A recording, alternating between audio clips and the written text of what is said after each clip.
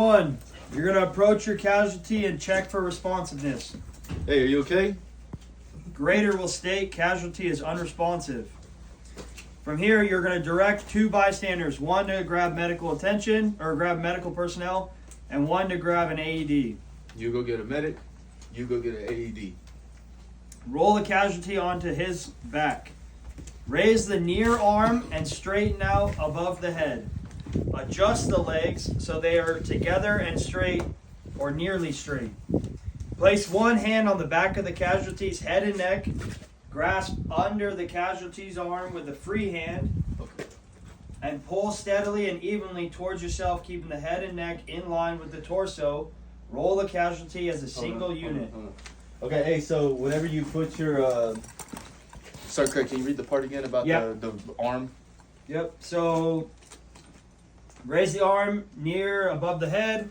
Adjust the legs so they are together and straight. Place one hand on the back of the casualty's head and neck. Grasp the casualty under the arm with the free hand. Okay, so that part right there, right? Now, if I'm going to turn this casualty over, right, it makes sense to hold the neck and head area, obviously, right, to stabilize and whatnot.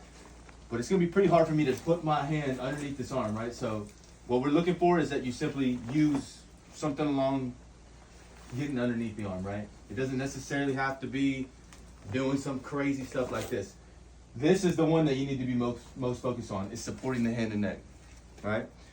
Okay, continue, so great, please. Okay. Grab the arm, you said, yep. Yep. I have a question. Yep. Can the hand be in the other side of the neck? What do you mean? It would. Are you talking like this? Yes.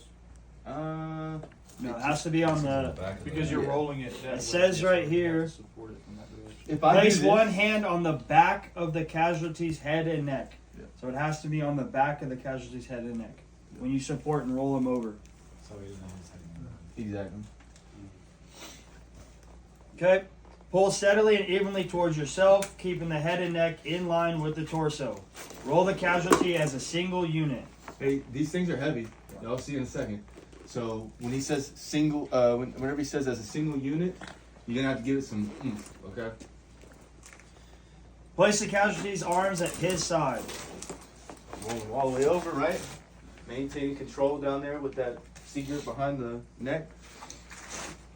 Arms at the side. Okay.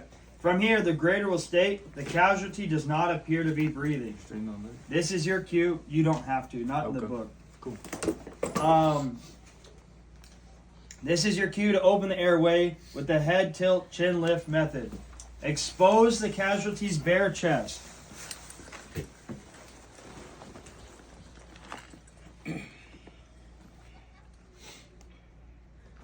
So on test day, we're going to bring a flick. There will be a flick on this casualty as well. And we'll bring a flick for the next time we do this. Expose the chest. Okay. Knee at the level of the casualty's shoulder. Place one hand on the casualty's forehead and apply firm backward pressure with the palm to tilt the head back. Place fingertips of the other hand under the bony part of the jaw and lift, bringing the chin forward. Do not use the thumb to lift. That will get you a no-go. Just tell yourself, right? 2 fingers extended and joined, no thumb. And you're going to use that later on too as we get to other performance steps. But like Sir Craig said, right? Go underneath the bony portion of the chin, right? While you also have that left hand on top of the forehead. And I tell myself, this is what I do. I do my fingers extended and joined on that as well, right? Across the forehead, come underneath, bony portion of the chin, right? And I simultaneously push down while lifting up. Do not completely close the casualty's mouth. Do not press deeply into the soft tissue under the chin. Again, you're going for the bony portion right under the jaw. From here, you're going to check for breathing. While maintaining an open airway position, place an ear over the casualty's mouth and nose, looking towards the chest and stomach. Look, listen, feel. Look for the chest to rise and fall. Listen for the air escaping during exhalation, and feel for the flow of air on the side of your face. count the number of respirations for 15 seconds. Okay, so for this, right? If you're gonna talk out the steps, which is what I would recommend, right? Whenever you go to look, listen, and feel, okay? So head to chin lift, look, listen, feel for 15 seconds. That if you tell your grader that, he'll probably move on, right? If not, you're gonna sit there for 15 seconds, right?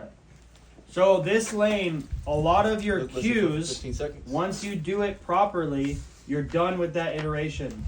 If you do not do it properly, you will ride out the full time, and later on you'll see, if you don't do it properly within the given time that you have, you're a no-go. And